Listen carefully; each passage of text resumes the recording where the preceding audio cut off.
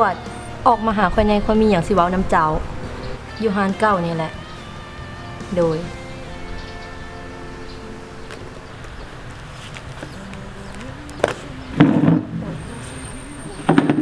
ถ้าโดนละ โดนเป็นหยังคือนานมาแท้ ค่อยเข้าเวียง ข่อยมีเวียกหยังสิลมนำเจ้าน้อยหนึง มีเวียงหยัง ข่อยอยากขอเลิกกับเจ้าข่อยอยากอยู่คนเดียว เอ้าเป็นหยังจึงเลิก ข่อยบ่อยากมีแฟนข่อยอยากอยู่คนเดียว ค่อยเลยซะบ่แม่นเจ้ามีคนใหม่วะ ข่อยบ่ได้มีข่อยแค่บ่อยากมีเจ้าอะนะ เจ้าคือเว้าสบายแท้ ตอนที่หนึ่งข่อยบอกแล้ว เจ้าเลือกคบน้ำข่อยตั้งแต่ทำอิฐให้หยังข่อยว่าพอสำนี้แหละบ่ต้องมาเกี่ยวหยังอีก แล้วมันเกิดอีหยังกับความรักเฮา มันข่อยหลงไปคบกับเจ้าซื่อๆมันบ่แม่นความรักมันแค่ความเหงา จบกันสำนี้แหละ น้องมาขุดใจอายไว้แล้วก็ไปกับเขาหลงลืมหน้าบอกเก่าเจ้าเลือดเย็นถึงใจคักแรกๆก็ตั้งใจหาได้จากพัก ฮัลโหล สิ่งบ่ออกมาหาข่อยแน่คนมีเรื่องสิเว้านำเจ้า อยู่หานเก่า โดย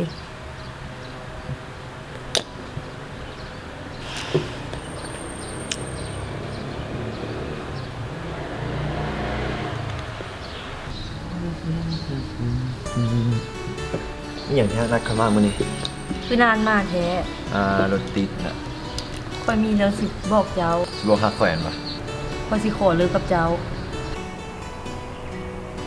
เป็นหยัง ข่อยอยากอยู่คนเดียวข่อยบ่อยากมีไผ อยากอยู่คือเดียว คือทุกให้ข่อยมาหาซั่น หมายความว่าข่อยบ่อยากคบกับไผนะ แล้วที่ผ่านมาเด้เขาข่อยไปเพื่อหยัง ข่อยหลงผิดซื่อๆเจ้าเบิ่งเจ้าแน่แต่งตัวคือบ้านนอกนี่มึงมานี่ก็ยังนุ่งแบบนี้มา มันสไตล์ของข่อยเด้เฮ็ดจังได๋ซั่นข่อยมักแบบนี้ คนเฮาจะฮักกันน่ะมันบ่เกี่ยวกับการนุ่งถือมันอยู่ที่ใจ ข่อยอ่านหมู่ข่อย กะแล้วแต่เจ้า จะมีคนใหม่อันบ่ บ่ บักตุ้ยบักเตียนี่ บ่ได้มี บ่มีหยังเขาเห็นหยังโทรศัพท์เจ้า แล้วแต่เจ้าสิคิดเด้อ ก็ขอบใจเด้อที่เฮ็ดให้เฮาบ่เหงามาช่วงหนึ่งก็ขอบใจเด้อถ้อยคำซึ้งๆ ฉันน่ะค่อยมีหยัง มีเรื่องสิเว้านำ มีเรื่องหยังล่ะ เพราะว่าเฮาเลิกกันเนาะ ความรักที่ผ่านมาบ่มีค่าหยังสำหรับเจ้าบ่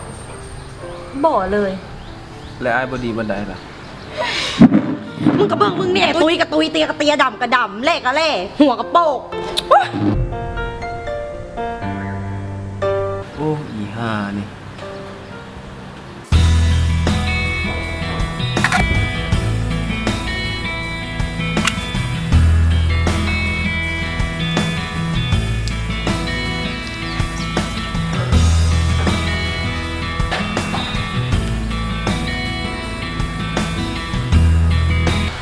ฮัลโหลกิ๊กเจ้าอยู่ไสมาหาใครแน่เอา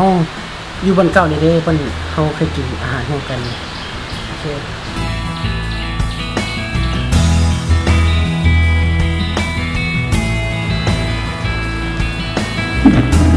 เจนเลยเจ้าคือมาโดนเนี่ย เพื่อขอโทษเพื่อข้าวบียาก เจ้าบูฮูบอกใครว่าใครท่าจะโดนเลย ขอโทษหลายๆข้าวบียาก เขามีแนวเสียวน้ำเจ้า เรื่องใด เขาเลิกกันเถอะ เอาเป็นหยัง ห้องผสมกัน ค่อยพิษหยัง ค่อยเห็นเจ้าไปนั่นผู้ชายหลายคน ค่อยบ่ได้ไปเจ้า เจ้าอย่าสุดตัวใครเลย เจ้าพิษคนแล้ว ที่ผ่านมาค่อยเฮ็ดเพื่อเจ้ามาตลอด เป็นอย่างเจ้าคือต้องมาเฮ็ดแบบนี้เสียค่อย ค่อยขอโทษ เจ้าจะมาต่อแหลเสียค่อยแบบนี้เลย ค่อยบ่มากคนแบบนี้ ที่ผ่านมาค่อยโอนเงินให้เจ้าเบิดเป็นหลายล้านแล้ว เป็นอย่างเจ้าคือต้องมาเฮ็ดแบบนี้เสียค่อย เจ้าอย่าตัวค่อยเลย ค่อยบ่ได้ตัวเจ้าหยังเลย ค่อยจริงจังกับเจ้าคนเดียวค่อยจึงยอมเลิกกับทุกคน ค่อยเติมบัตรให้เจ้าเบิดเกือบหลายล้านแล้วเป็นอย่างเจ้าคือต้องเฮ็ดแบบนี้ใส่ค่อยบ่เข้าใจ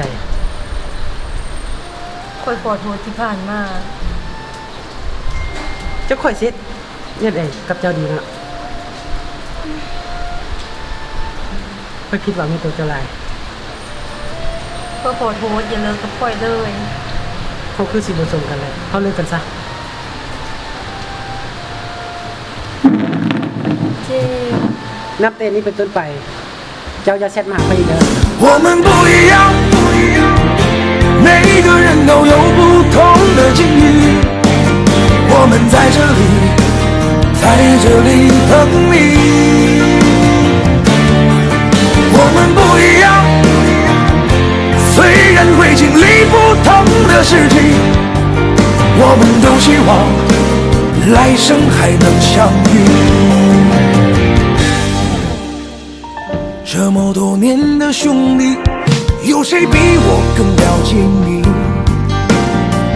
太多太多不容易，磨平了岁月和脾气。时间转眼就过去，这身后不散的宴席，只因为我们还在，心留在原地。张开手，需要。